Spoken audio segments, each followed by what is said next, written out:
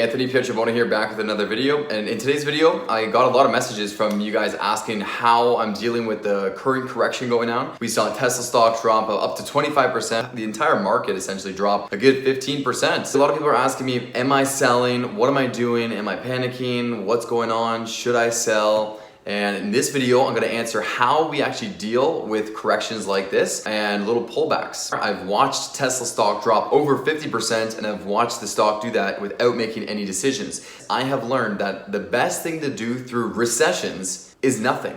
That's right, the best thing to do is wait. If you're in the market, just stay in the market. At the end of the day, the best approach is to spend time in the market and not try to time the market. Plenty of people have failed by fake recessions because the issue is we don't actually ever know if we're going into a long-term recession or not. So many people sold out when COVID hit and all of the entire market dropped 50%. They sold out and then the recovery happened, and it happened far quicker than a lot of people thought it would happen, and their stock prices went higher than when they sold at, and those people decided, well, I can't get back in the market now because now the stocks are higher than when I sold. What happens after that? The market continues to move higher, and now you have FOMO because you just sold out at a lower price, and your stocks that you owned before are now at a higher price than you sold at. So with that psychological behavior, you're telling yourself, I can't buy now because I missed out. What happens now? You're out of the market and the market keeps going up. And then there's an eventual point where you come to the conclusion where you say, that's it, I can't handle being out of the market anymore. I'm missing on all these gains. Let me just go ahead and buy now. And now you've bought into a market that's 10 or 20 or 30% higher than you sold at. And this happens with the majority of people. I'm telling you right now, none of us can successfully, consistently time the market. Warren Buffett, he even says, I can't even tell you what a stock will do in the next 1 year. But the next 5, 10, 20 years down the road, I can predict what a stock will do. He even says, I can't predict what a stock will do in the next 12 months. He's making his decisions on what he thinks the stock will do in the next 10 years. He can't even accurately predict what it'll do in the next 1 or 2 years. That is a legend saying this. At the end of the day, when we see these corrections, we see these pullbacks, you want to sell, you're freaking out, you see your money going down so much. What we need to do in these times is stay strong and rebuild conviction in our decision. Ask yourself, why are the stocks going down? If you take a look at Tesla stock, absolutely nothing has changed with the fundamentals, yet it dropped 25% from its high, from 500 below 400. Why did it do this? Purely market sell-off. In August, the stock went up insanely. It went up way too much. It went up 70% since the announcement of the split at the beginning of August. That is far too aggressive. So when we're seeing a major pullback like that, it's healthy. So the longer we're going to spend time in the market, we're going to realize that these pullbacks are actually healthy. They're totally healthy. Nothing goes straight up. Anything that goes straight up, you know there's going to be some massive pullback like this. Apple, same idea. Massive sell-off. Videos like this can help you rebuild conviction and help you understand that it's okay. These sell-offs are normal. Moving forward, you're going to now understand that a big sell-off like this is, number one, it's normal. And number two, you're going to say, okay, did anything fundamentally change with the company?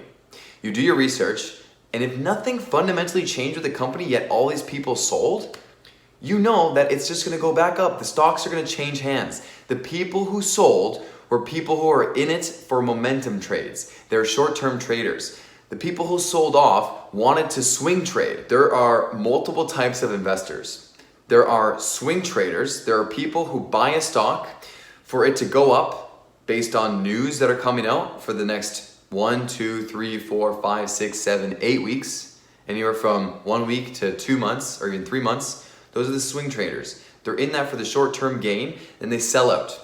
There's a lot of people like that. There are the day traders. There are people who buy at the beginning of the day, might sell at the end of the day. There are people who are buy and hold long-term investors. Those are people who are going to buy a company and hold on to it no matter how high the stock goes. You can consider myself a long-term investor, and I do consider myself a long-term buy and hold investor. No matter how high I see Tesla go up, I'm not going to sell until I believe the stock has gone up higher than the potential for the company's growth. When I feel like there is no more massive catalysts to move the stock up higher, and the stock has went up substantially, I actually might sell off some stock. Not all of it, but I might sell off a portion. But I'm not gonna sell because in the pipeline, there's full self-driving. There's the solar business that's expanding. There's the insurance business company. There's continuous growth that is exponential. We still have a far lead in technology. There's too many things to talk about for the future of Tesla. So I have no reason to sell no matter how high the stock goes up, unless it goes 10x in the next year. Maybe I might sell off a few shares if it 10x is from here in the next 12 months. The possibility of that? Almost impossible, but nothing's impossible, so we can't say that. Now, I hope this video has given you clarity that you don't need to sell through this market sell-off. The best thing to do throughout the market is to buy and hold. Legendary investor Ron Barron, he is a legendary investor, he's a legendary billionaire because he believes in a company through his research, buys it, and doesn't sell unless something fundamentally changes with the company. If you take a look at all of your companies you're currently invested in, you say, has anything changed fundamentally with the company? Screw the market. Ignore the total market, the macroeconomics. Focus on the company. Don't try to time the macroeconomics. Don't try to time the fact that there are a bunch of jobs being cut. Unless there are a bunch of jobs being cut in the company you invested in and we're seeing a massive decline in sales and we're seeing all these factors pointing towards a decline in growth or actually losing market share in the companies you're currently invested in. That's different. Focus on the company, not the macroeconomics. Maybe your company is continuously growing throughout this decline in the macroeconomics. Look back at what's going on with the company and don't freak out when you see sell-offs like this, especially when they're following such a massive growth phase. We had so much growth, so it's okay and it's healthy for this pullback to happen.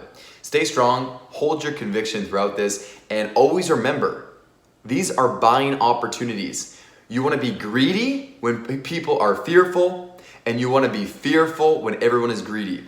When you see the stock market going straight up, you're gonna be concerned, hey, maybe there's a sell-off coming. When you see a massive decline coming, you wanna be like, hey, let me buy this.